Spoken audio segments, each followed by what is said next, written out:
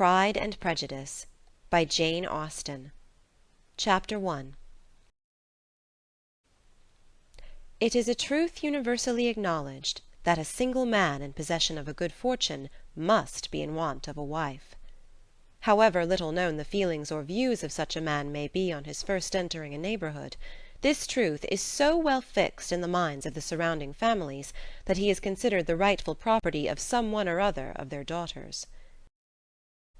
"My dear Mr. Bennet," said his lady to him one day, "have you heard that Netherfield Park is let at last?" Mr. Bennet replied that he had not. "But it is," returned she, "for Mrs. Long has just been here, and she told me all about it." Mr. Bennet made no answer. "Do you not want to know who has taken it?"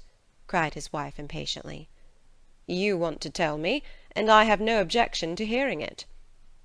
This was invitation enough. "Why, my dear, you must know Mrs. Long says that Netherfield is taken by a young man of large fortune from the north of England, that he came down on Monday in a chaise and four to see the place, and was so much delighted with it that he agreed with Mr. Morris immediately, that he is to take possession before Michaelmas, and some of his servants are to be in the house by the end of next week." "What is his name?" "Bingley." "Is he married or single?" "Oh, single, my dear, to be sure. A single man of large fortune, 4,000 or 5,000 a year.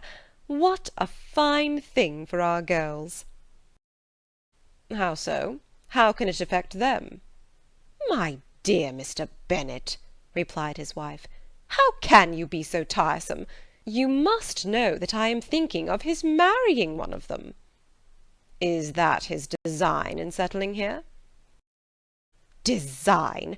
Nonsense! How can you talk so? But it is very likely that he may fall in love with one of them, and therefore you must visit him as soon as he comes." "I see no occasion for that.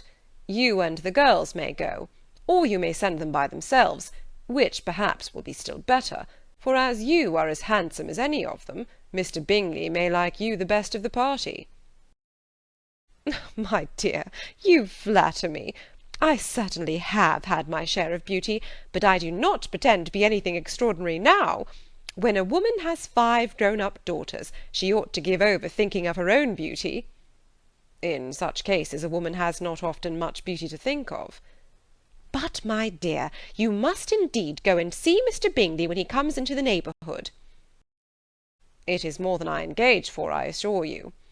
"But consider your daughters. Only think what an establishment it would be for one of them. Sir William and Lady Lucas are determined to go, merely on that account, for in general, you know, they visit no newcomers. Indeed you must go, for it will be impossible for us to visit him if you do not." "You are over-scrupulous, surely.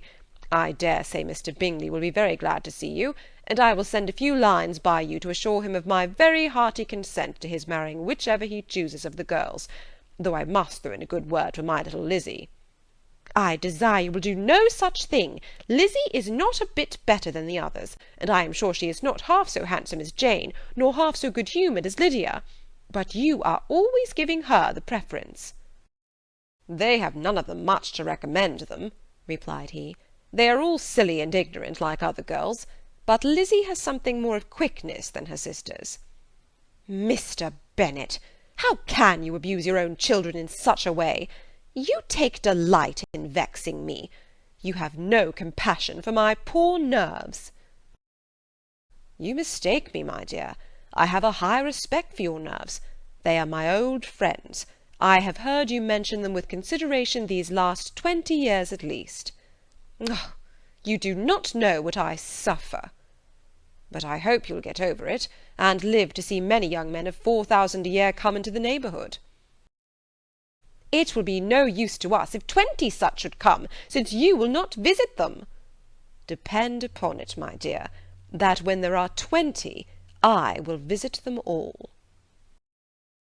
Mr. Bennet was so odd a mixture of quick parts, sarcastic humour, reserve, and caprice, that the experience of 23 years had been insufficient to make his wife understand his character. Her mind was less difficult to develop. She was a woman of mean understanding, little information, and uncertain temper. When she was discontented, she fancied herself nervous. The business of her life was to get her daughters married. Its solace was visiting and news. End of chapter 1.